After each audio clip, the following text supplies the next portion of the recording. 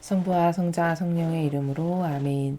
예수님과 어머니 하나 되신 성심을 통해 아버지 뜻 안에서 기도드립니다. 사랑하는 하느님 아버지, 새해 들어서 아버지께서 많은 정말 고도화된 진리의 정신세계와 그 나라의 참됨을 가르쳐주고 계셔서 너무 감사드립니다. 저희가 더 잘 알아듣고 똑바로 반영할 수 있는 은총을 부디 주시옵소서.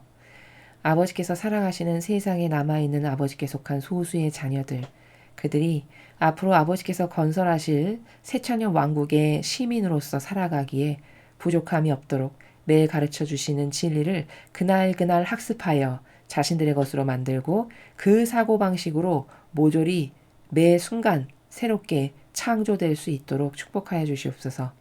이 모든 기도 우리 주 예수 그리스도의 이름으로 기도드리나이다. 아멘.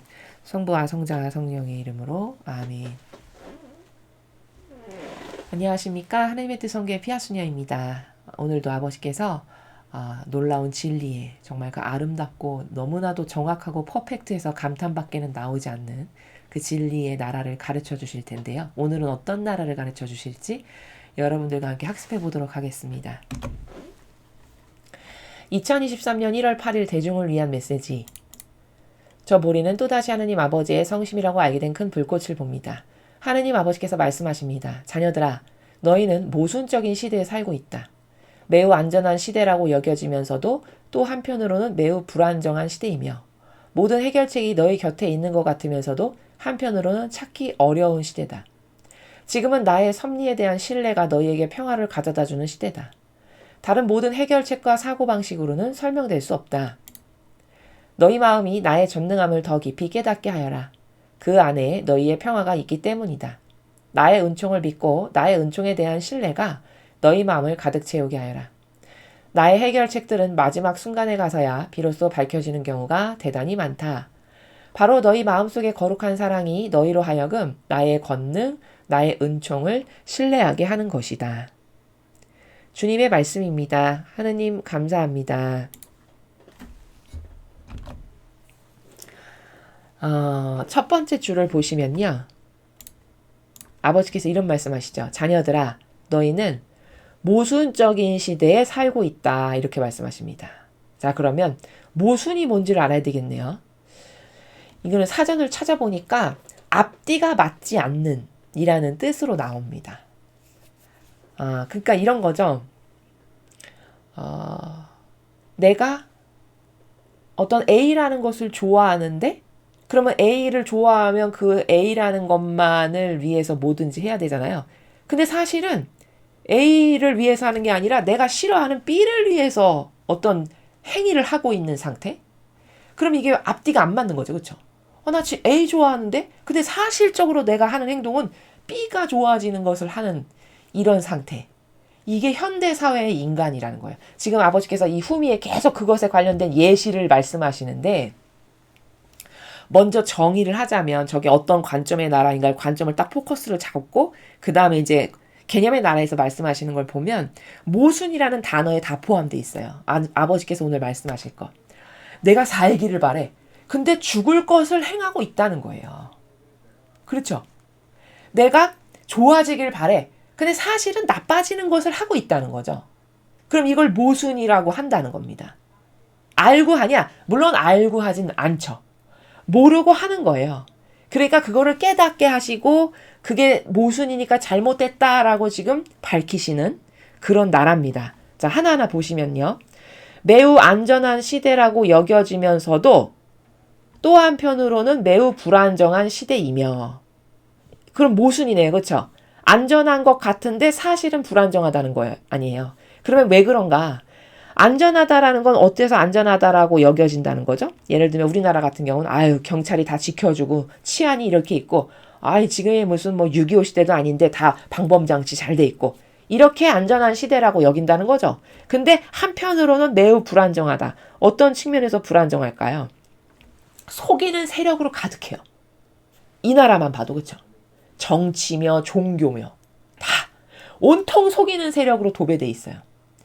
최소 종교 세력만이라도 진리를 가르치고 진실과 사실에 눈을 뜨게 해줘야 되거든요. 근데 지금은 종교가 더 앞장서서 눈을 가려요. 더 소경이 되게 해요. 그렇죠? 그가 불안정하죠. 영혼의 관점에서 봤을 때. 이런 겁니다. 모든 해결책이 너의 곁에 있는 것 같으면서도 한편으로는 찾기 어려운 시대다.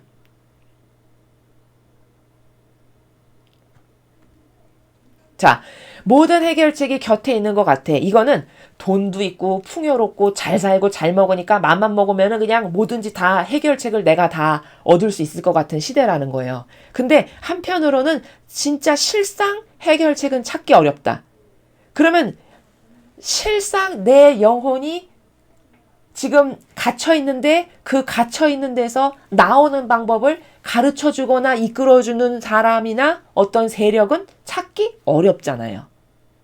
그리고 해결책이라는 것은 근시안적으로 봤을 때, 유물론적으로 봤을 때 해결책이라기보다는 근본적인 원인을 찾고 그 원인을 뽑아내야 되는 이런 게 해결책이죠. 그럼 요즘 세상에 누가 근원적인, 특히 영혼의 관점에서 봤을 때 그 근원의 문제를 뽑아서 가르쳐주고 거기서 꺼내주는 그런 세력이라든가 그런 의인 있나요? 없죠. 그래서 찾기 어려운 시대예요. 그렇죠? 그러니까 여기 찾기 어렵다는 것은 진실을 찾기가 어렵다는 거예요. 어떤 진실, 사실, 진리 이런 것을 진짜 찾기는 어렵다는 거죠. 지금은 나의 섭리에 대한 신뢰가 너에게 평화를 가져다주는 시대다. 자, 이렇게 모순적인 시대. 내가 살기를 바라는데 죽는 것으로만 가득해. 내가 영원한 구원을 얻고 싶은데 오히려 영원한 파멸로 이끄는 것으로 가득해. 이렇게 모순적인 시대니까 그렇게 열악한 환경이고 처지니까 너는 나의 섭리에 대해서 너가 신뢰를 해서 그래서 내가 너에게 개입하고 가까이 다가가서 너에게 평화도 주고 해결책도 가져다 주고 너는 여기에 의존해야만 살 수 있는 시대다 지금이. 이런 말씀을 하시는 겁니다. 근데 사람은 거꾸로 생각을 한다는 거죠. 왜냐하면 보이지 않는 하느님이다 보니까 그 하느님을 믿고 신뢰하기보다는 뭔가 잡혀지고 그쵸? 만져지고 이게 눈으로 확 보여지고 그래서 내가 납득할 수 있고 이런 것을 해결책이다. 이런 것이 방법이다라고 생각하기가 쉽다는 거예요. 근데 그러면 안 된다는 거죠. 지금 아버지께서. 지금은 그런 시대가 아니라는 겁니다. 왜 아닌지 제가 설명했죠. 앞에서. 다른 모든 해결책과 사고방식으로는 설명될 수 없다. 인간이 이게 옳은 것 같아. 저게 옳은 것 같아. 그런 해결책 있죠. 어떤 근원적인 하느님이 도와주셔야만 근원적 해결책이 있는 거거든요. 아버지가 개입하셔야만 근본적인 문제를 해결할 수 있는 거거든요. 근데 인간의 눈으로 봤을 때 저 의리번쩍한 교회에 가면 뭔가 답이 있을 것 같고 저기서 가면 참된 신앙을 얻을 수 있을 것 같고 저게 신앙인 것 같고 이런 거라는 거죠. 이게 바로 제가 1월 6일 날 강의한 무의식적 인지에 근거한 사고방식만을 따르고 살아서 그래요. 현대인이 특히. 그리고 그 무의식적 인지는 6일날 강의를 들으신 분들은 이제 잘 아실 거예요. 그건 어떤 것에서도 근거한 바 없는 거구나. 그냥 자기에게 익숙한 걸 따르는 게 다거든요. 그런 건 논리적이지도 않죠. 과학적이지도 않죠. 어떤 것에 근거한 것도 아니죠. 프로세스적이지도 않은 거거든요. 이거야말로 63빌딩에 올라가서 땅으로 뛰어내리는 격이에요. 이 무의식적 인지적 사고방식이라는 게. 그렇지 않습니까? 왜냐? 자기의 감을 따르는 거 아니에요. 자기 정서, 기호, 경향이라는 게 자기 감이거든요. 뭐의 어떤 근간과 기본과 틀에 근거해서 뭔가를 유추하는 게 아니잖아요. 그렇죠? 근데 그걸 따라서 해결책을 삼으니 해결책이 있을 리가? 근원적인 해결책이 있을 리가? 만무하죠. 그래서 여기 아버지께서 다른 모든 해결책과 사고방식으로는 설명될 수 없다가 무슨 말이냐면 그렇게 너가 익숙한 네가 한평생 어디서 왔는지도 모르는 네 부모에게서 오고 정서에서 오고 기호에서 오고 경향에서 오고 잘못된 환경에서 익숙하게 습득된 다 이런 것에서 반로된 게 무의식적 인지에 근거한 사고방식이거든요. 그거를 근간으로 해서 야 이게 옳은 거야. 이게 맞는 거야. 이렇게 하니 그게 답이 되겠냐는 거죠. 그러니까 그런 모든 해결책과 사고방식으로는 도저히 설명될 수 없는 거다. 이렇게 말씀하시는 게 제가 지금 설명하는 나라입니다. 이해되시죠? 너희 마음이 나의 전능함을 더 깊이 깨닫게 하여라. 너 그렇게 너의 무의식적 인지에서 발로된 사고방식에 근거해서 뭐가 옳고 그르고 선택하고 뭐 이게 맞네 저게 맞네 이렇게 하지 말고 그거 다 잘못된 거고 틀린 거고 근거 없는 거거든. 그렇게 따라서 네 인생이 망하는 거거든. 이런 말씀이세요. 제가 지금 좀 노골적으로 표현을 한 겁니다. 아버지는 물론 그렇게 표현 안 하시죠. 그러니까 그게 잘못된 거니까 그걸 따라가지 말고 그럴 시간에 너의 마음이 나의 전능함을 더 깊이 깨닫게 해라. 자, 여러분 제가 그 강의를 할 때 그 무의식적 사고방식은 다 틀린 거고 인간이라고 하는 나의 근원은 어디서 발로된 건가를 따질 때 연유를 따지고 기원을 따지고 근원을 따지고 이유를 따지고 이렇게 따져서 유추된 결론 그게 진짜 과학적 사고방식이고 진리는 바로 그런 사고방식으로 사고를 하는 나라다라고 설명했죠. 그때 제가 나라고 하는 인간이 100%라고 했을 때 그러면 이 100%를 창조하신 분의 지분권이 있을 거 아니에요. 지분권. 그쵸? 소위. 근데 사람은 보통 아니 난 내 부모님에게 권리가 있지. 요렇게 생각하기 쉬워요. 물론 부모님에게도 권리가 있죠. 근데 그 부모님에게 권리가 있다는 것은 기껏해야 몇 프로 안 된다는 거예요. 왜? 육을 낳아준 게 다예요. 그러나 내 육은 눈도 있고 코도 있고 귀도 있고 입도 있고 이렇게 이빨도 있고 눈 여기 머리카락도 있고 키도 이렇게 성장했고 발은 이렇게 생겼고 이런 어떤 신체의 다양한 기관들. 근데 이 기관들이 최첨단으로 설계돼서 숨을 쉬거나 어떤 뭐를 먹어서 소화작용을 하거나 이런 데 있어서 무리가 없죠. 뭐 부닥치거나 서로 역작용을 해서 내 생명에 영향력을 끼치거나 이런 게 없죠. 최첨단으로 설계가 됐죠. 그럼 이런 눈, 코, 입이나 심장도 내 부모가 설계한 건가요? 그건 아니잖아요. 그렇죠. 그럼 이거 설계한 분이 있을 거 아니겠어요? 그 설계하신 분이 하느님이시라는 거예요. 그렇죠?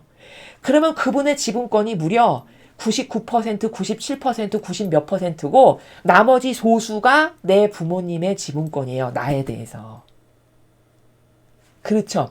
그러면 나를 만드셨는데 그분의 지분권이 90 몇 %면 나에 대해서 얼마나 잘 아시겠어요?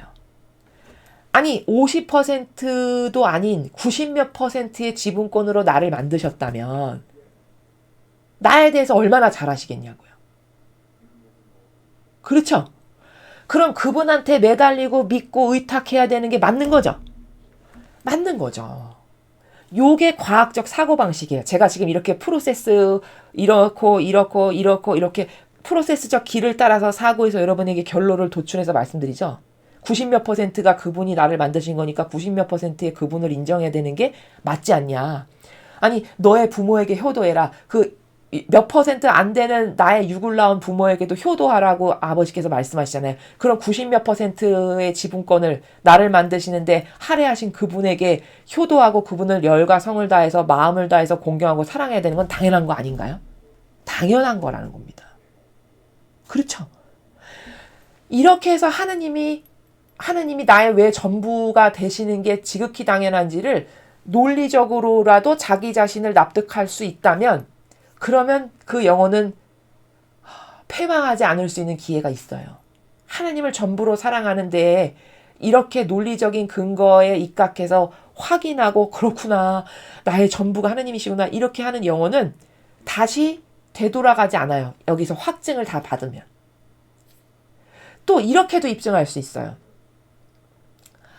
여러분은 여러분의 자녀를 돌볼 때 그 하느님을 여러분의 부모님이라고 진짜 인정하셨다면 거기까지 됐다면 이런 다음의 과정을 거칠 수 있어요. 사고를. 여러분은 여러분의 자녀를 돌보실 때 너무 당연하죠. 돌보시는 게. 그렇죠. 여러분은 여러분의 자녀를 돌볼 때 조금 돌보다 귀찮아. 이러고 팽개치나요? 아니면 온 정성과 온 마음을 다해서 내 자녀를 돌보나요? 아마 대다수의 부모님은 온 마음과 정성을 다해서 돌보죠. 그렇죠? 그러면 역겨운 원죄라고 하는 죄를 갖고 있는 인간이라고 하는 존재의 부모도 자기 자녀를 그렇게 돌보는데 하느님은 나를 안 돌보신다? 그게 성립이 되나요? 내가 그분의 진짜 자녀라면? 그럴 리가 없다는 거예요. 근데 왜 여러분이 하느님이 자기를 돌본 거를 못 믿느냐면 여러분의 여기 사고 방식이 잘못돼서 뒤틀려서 그런 거예요. 마치 이런 것과 똑같아요. 여러분의 자녀가 엄마한테 엄마는 나를 진짜 돌보기는 해? 돌보기는 할까? 이걸 반문한다면 여러분은 부모 입장에서 그 자녀가 어떻게 보이세요? 저 제정신인가? 이런 생각 안 드실까요? 아니 부모가 자녀를 돌보는 게 당연하지. 이게 답이죠. 그렇죠? 그럼 그 자녀가 되게 이상해 보이죠. 그럼 그 자녀가 부모를 믿지 못하는 그 사고 안에 어떤 오류에 지금 갇힌 거죠. 마찬가지예요. 우리도. 하느님에 대한 어떤 이런 전능함을 더 깊이 깨달아라. 너가 그거 할 시간에 이 말씀인데 하느님의 안배를 나는 잘 못 믿겠고 그 전능함을 눈에 보이지도 않는데 어떻게 알 수 있고 이런 것은 마치 그 자녀가 엄마는 나를 돌보기는 해? 나를 사랑하기는 해? 이렇게 물어보는 것과 똑같은 것을 지금 내가 하느님께 하고 있다는 겁니다. 그럼 그게 이상한 오류 안에 지금 갇혀 있는 건데 나도 그렇게 오류 안에 갇혀 있다는 걸 여러분이 인정하실 수 있냐는 거죠. 이해되십니까? 이런 거지 이 내 사고방식이 이상해서 하느님을 못 믿는 거지 그분이 나를 돌보시지 않는 것이 아니에요. 이해되시죠? 지금 이렇게 여러 가지 방법으로 제가 입증을 했습니다. 그런 하느님을, 그런 분의 전능함을, 그런 내 아버지가 나를 돌보신다는 것을 그렇게 믿는 게 왜 어려울까? 그렇죠? 왜 어려울까? 그게 다 뭐냐? 어제 제가 6일날 메시지 강의한 그 인간적인 무의식적 인지적 사고방식에만 더 깊이 함몰돼 있고 이런 어떤 연유를 따지고 논리를 따지고 이유를 따지고 근원을 따지는 사고방식은 안 쓰는 거죠. 그리고 그게 익숙해. 그 사고방식으로 봤을 때는 백날 해봤자 하느님을 이해할 수가 없죠. 익숙한 걸 더 맞다라고 우기는 그런 사고방식으로 어떻게 하느님을 인지하겠습니까? 보이지도 않으시는 분을. 그렇지 않습니까? 이런 한계에, 이런 프레임에 여러분이 갇혀 있으시다는 거예요. 그러나 그래. 어제 강의를 똑바로 들으셨다면 그 아버지가 나의 전부구나. 부모가 자녀를 돌본다는 거 너무 당연한 거구나. 이렇게 해서 확신이 생긴다면 그분의 전지전능함을 믿는 것이 더 이상 어렵지 않다는 거죠. 그 안에 너희의 평화가 있기 때문이다. 자, 네가 그렇게 나의 전능함을 너의 부모라는 것에 확신이 있고 전부로 믿어. 그러면 그 다음부터 마음이 편안해진다는 거야. 왜냐? 엄마 집에 있으면 엄마가 있는 것만으로도 편안하죠. 애들은 마음이. 집에 엄마 있으니까 됐네. 그리고 마음대로 막 놀잖아요. 그거가 똑같은 거죠. 그렇게 하느님이 나를 전부로 사랑하시고 나의 진짜 아버지라는 걸 알게 되면 마음 안에 평화가 이렇게 스민다는 거예요. 나의 은총을 믿고 나의 은총에 대한 신뢰가 너희 마음을 가득 채우게 하여라. 자, 계속 아버지께서 권고하시는 거예요. 우리 잘못된 사고방식으로 아버지를 믿지 못하니까 내가 너를 돌본다는 걸 믿고 얘야 내 은총을 믿고 내 은총을 신뢰하며 하렴. 이런 말씀이시죠. 너 부모도 너를 돌본다는 걸 믿지? 그러면 너가 부모를 믿는다면 나는 너의 부모보다 훨씬 뛰어난 전지전능한 신인데 너를 왜 못 돌보겠니? 이런 말씀이시잖아요. 그런 은총을 나의 전지전능한 은총을 믿어라. 신뢰해라. 이런 말씀이시죠. 나의 해결책들은 마지막 순간에 가서야 비로소 밝혀지는 경우가 대단히 많다. 이러니까 하느님을 또 신뢰 못하게 되는 부작용 중에 하나가 이런 거예요. 왜냐면 인간은 그저께인가요? 배운 1월 6일날 강의에 무의식적 인지의 사고방식의 한계가 뭐냐면 즉발 보여야 되고 잡혀야 되고 요래야 믿는다는 거거든요. 그게 이제 기호와 정서와 경향으로 이제 박히게 되면 이제 그게 전부 이렇게 되는 거거든요. 근데 하느님은 알파의 오메가시고 거시적 차원의 나라에서 온 우주 만물을 다스리시는 존재이기 때문에 그렇게 인간처럼 즉발 만져지고 바로 눈앞에 보여지고 이러한 나라에서 통치하시거나 다스리시지를 않아요. 인간하고 달라요. 이해가 되십니까? 그런데 그 사고방식을 그대로 끌고 와서 하느님을 이해하려고 하니까 거기에 오해가 있고 뻑킹이 나는 거죠. 그렇죠?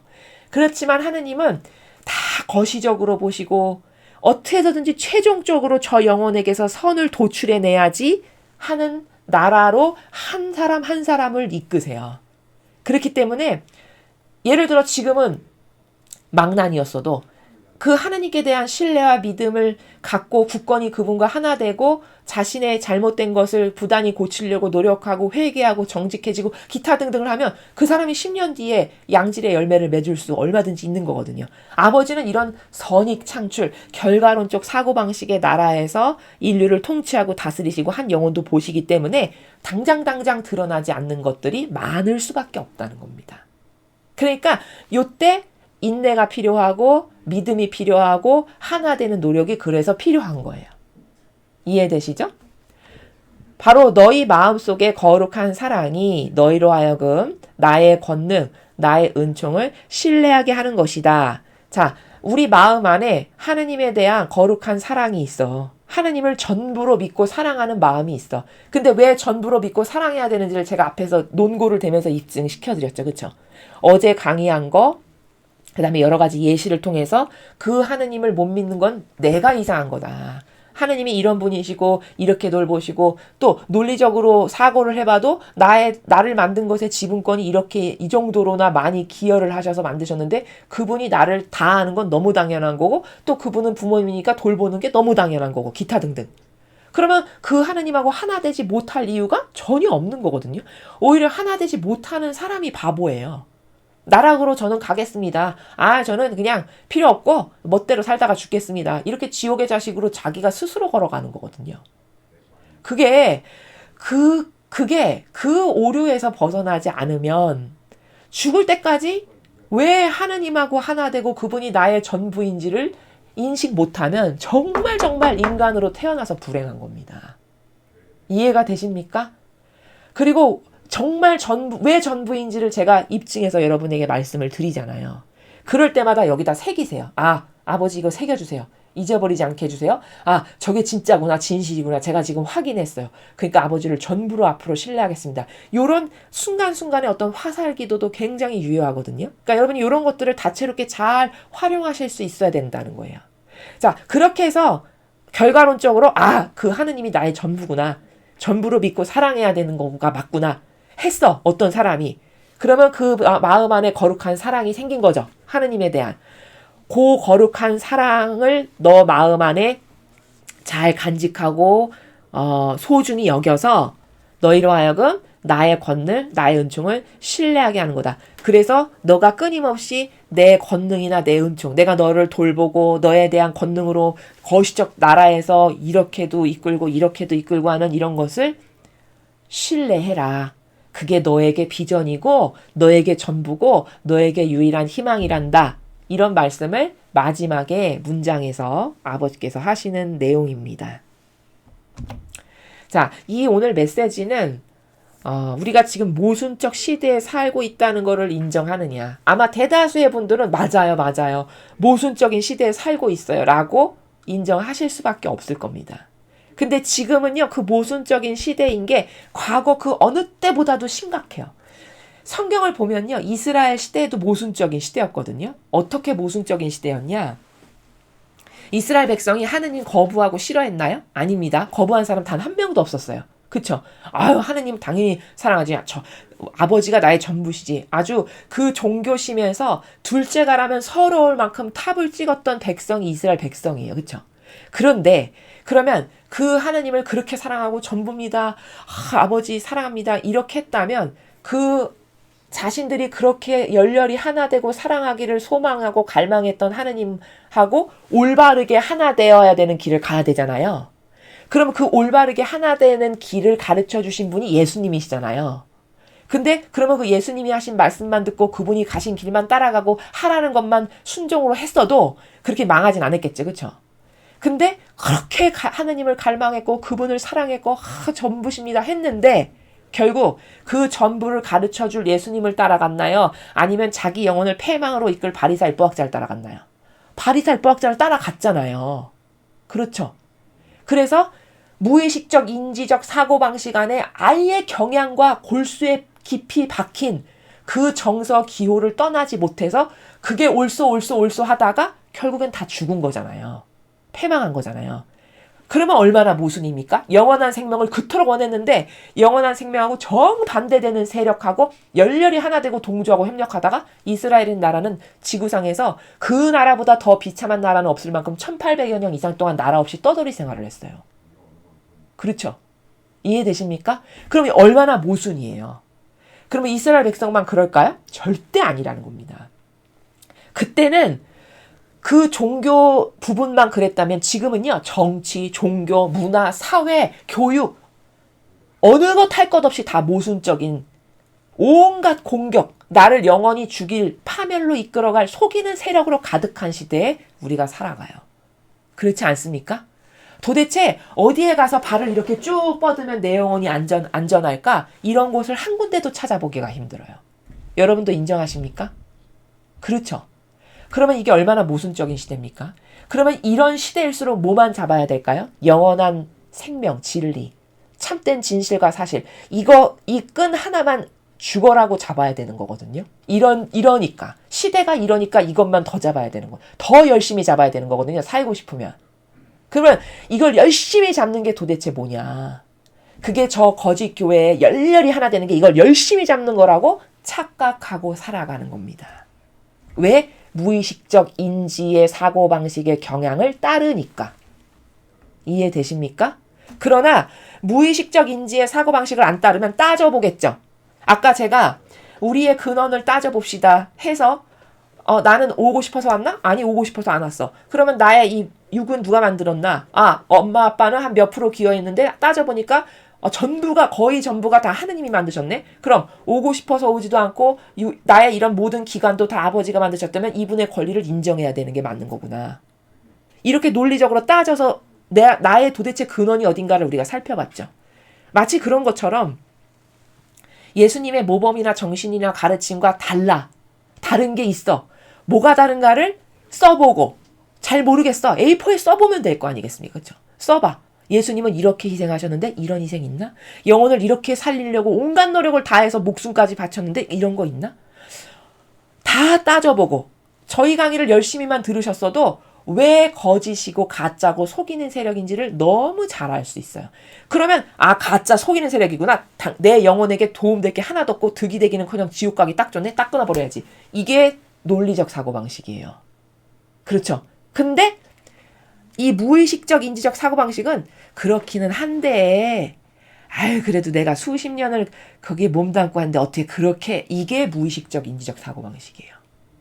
이게 병든 기호와 정서와 경향을 따라가는 거예요. 이거는 일평생 이 사고방식 계속한다. 이건 답 없다. 냉정히 말하면 이건 답 없어요. 이 사고방식 계속 갖고 있다. 이거 구원되기에 굉장히 애로사항이 많아요. 그렇지 않을까요? 여러분 잘 생각해 보십시오. 여러분의 양심에 손을 얹고 심사숙고하는 나라에서 잘 생각해 보시기 바랍니다. 이거는 저의 썰도 아니고 성경의 수많은 백성과 민족이 왜 패망했는가? 어떻게 반향을 하고 누구랑 하나 됐고 자기의 무의식적 인지의 사고방식을 따라 살다가 어떤 결말을 맞이했는가를 보면 바보가 아닌 다음에는 다 알 수 있는 겁니다. 그렇지 않습니까?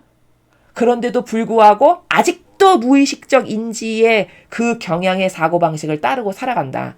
이거는 지성을 따르는 인간이라고 볼 수 없어요. 그렇죠. 그래서 여러분이 오늘 이 강의를 들으시고 아버지께서 이렇게 모순적인 시대에 사니까 너는 이거 하나, 이 절대 놓지 않고 붙잡아야 되는 하나가 참된 진실과 사실이라고 하는 진리인데 그거는 거짓 이교도 교회에 여러분이 그럴듯하게 마음 안에 새겨다 놓은 그런 정서와 기호와 경향 안에 있는 게 아니고 매일 주시는 이 메시지와 성경에서 예수님이나 성모님께서 보여주신 모범, 가르침, 그것에만 있다. 그러면 어떤 사명이 예수님과 어머니의 정신과 가르침과 모범만을 전하고 그 모범을 따라서 하려고 하는 것이 보여. 그러면 일단 그게 의지가 올바른 거죠. 그렇죠? 그러면 그 사명과 열심히 하나 되든가. 하나 되기가 싫어. 그럼 알아서 본인이 열심히 그 길을 잘 구축해서 가든가. 어떤 이런 좀 명확한 예와 아니오가 확고부동한 이런 결과론적 사고방식을 해야 되는 거 아닐까요? 이 마지막 시대는 이런 아주 명확하고 그리고 예와 아니오가 분명한 이런 선택들이 굉장히 중요합니다. 자신의 영혼을 구하기 위해서 굉장히 중요하다는 거죠. 그래서 여러분이 오늘 이 메시지를 곰곰이 들어보시고 여러분의 선택이나 여러분의 행위나 방향을 아버지가 주신 이 말씀에 비추어서 잘 검토해 보십시오. 잘 성찰해 보세요. 양심의 나라에서. 그리고 제가 또 한 번 권고를 드리는데 그 새해 들어서 강의한 것 중에 1월 6일 강의 굉장히 중요합니다. 여러분이 정말 사랑하는 누군가가 있어 주변에. 정말 저 영혼만큼은 지옥 안 가게 하고 싶고 구원이 꼭 되게 하고 싶다. 그런 영혼이 누군가가 있다. 그럼 반드시 그 영혼에게 전해주시기 바랍니다. 또 1월 1일 날 새해 들어서 1월 1일 날 메시지 강의한 게 있어요. 그것도 굉장히 중요한 내용이었습니다. 혹시 1월 1일 거 못 들으신 분들은 반드시 들으시기를 권고드립니다. 이 두 가지의 강의가 최근에 들어서 굉장히 중요했던 내용들이었습니다. 그래서 그거를 들으시고 자기의 현재 상태의 영혼의 상태와 사고방식의 상태를 비추고 견주어 봐서 내가 뭐가 달라지지 않으면 나는 더 이상 희망이 없고 비전이 없는 인간이 되겠구나를 냉철하게 돌아보시고 바꾸실 수 있는 그런 여러분들이 모두 되셔서 여러분에게 주신 소중한 아버지의 선물, 그것을 다 쟁취하실 수 있는 그런 영혼들이 되셨으면 좋겠습니다. 이상으로 2023년 1월 8일 대중을 위한 메시지 해설을 마치겠습니다. 감사합니다.